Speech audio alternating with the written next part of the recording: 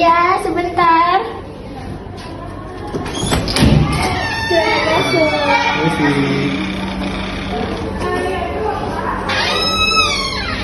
Duduk di tempat yang sebelahnya aja ya. Sebelum kita mulai, boleh diperkenalkan dulu dirinya siapa?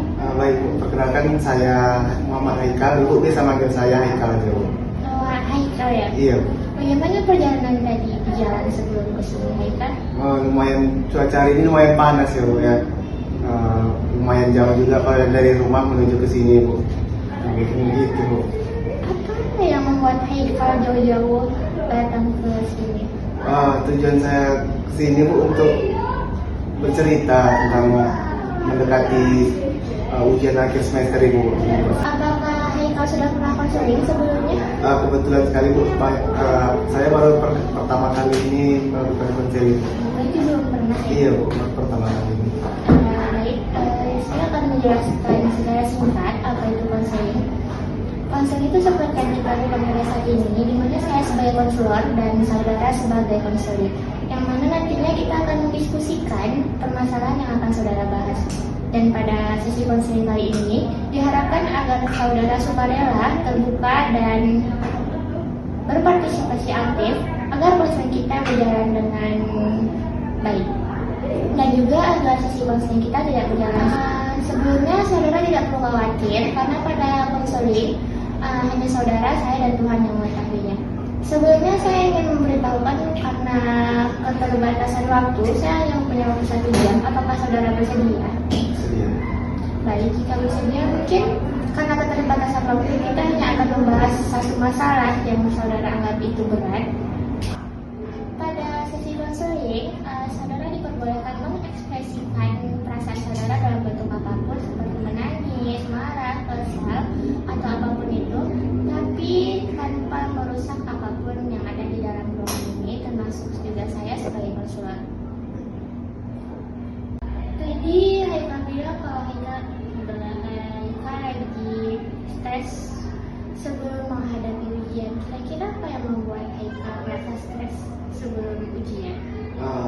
Saya mengalami stres terhadap ujian ini karena belum siap untuk menghadapi ujian. Karena ya itu tadi, karena belum siap untuk menghadapi ujian itu sehingga membuat saya panik untuk menghadapi ujian yang belum siap ini. Belum siap ya? Iya, belum siap. Saya sangat mengerti dengan apa yang Haikal rasakan. Banyak dari mahasiswa lain mungkin juga merasakan hal yang sama, atau mungkin dulu saya sewaktu kuliah mungkin juga merasakan hal yang sama. Bagaimana perasaan Haikal dengan situasi seperti ini? Begitu, baik Bu. Saya merasa pelajaran yang ada di perkuliahan itu sangat banyak sekali Bu. Jadi tidak membuat saya kayak kejar-kejaran waktu gitu Bu. Yang harus tugas, yang harus menghafal ini itu. Jadi saya kayak kepikiran aja gitu kan, kayak nggak siap untuk menghadapi ujian gitu Bu. Karena kalau misalnya satu lagi kayak saya takut gagal, takut mengecewakan orang tua dan teman-teman yang diharapkan gitu. Jadi saya kayak gitu Bu, takut aja untuk menghadapi ujian yang belum siap ini. Karena materinya terlalu banyak Bu. Jadi Haikal, rasa takut itu wajar karena itu adalah respon alami dari tubuh ketika kita mendapat tekanan. Tapi perlu diingat bahwa Haikal tidak sendiri, dan yang Haikal alami itu belum tentu Haikal sendiri saja yang merasakannya, karena semua orang pasti akan merasakan kecemasan sebelum ujian. Sebelumnya apakah Haikal sudah mempunyai strategi belajar yang efektif? Saya sudah mencoba belajar dengan tekun dan mencoba yang lebih baik Bu. Tapi karena rasa takut saya yang terlalu berlebihan membuat saya tidak konsentrasi dalam menghadapi belajar ini Bu. Oke, baik. Mungkin kita akan membahas cara belajar yang efektif dari Haikal ya.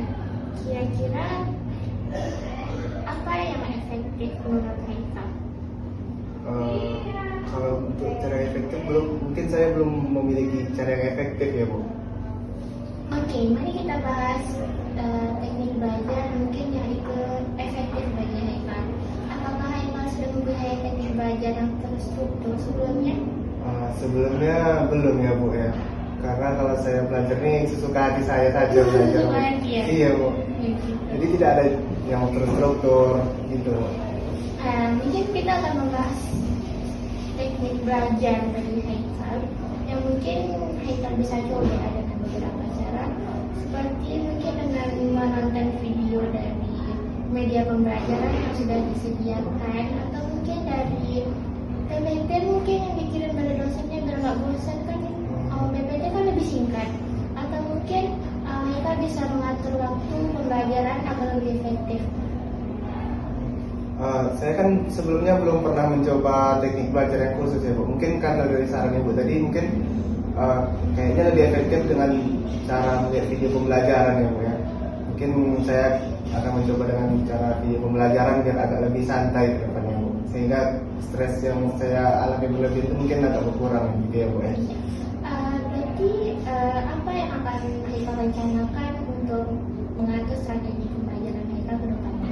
Baik Bu, untuk kedepannya mungkin saya akan menerapkan dengan pembelajaran, melihat video pembelajaran, dan membagi waktu agar cara belajar saya lebih terstruktur ya Bu ya. Iya.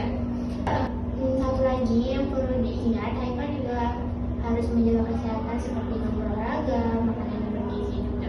Karena itu nantinya juga akan mempengaruhi kesehatan mentalnya. Mungkin apakah dari Haikal ada yang ingin disampaikan lagi?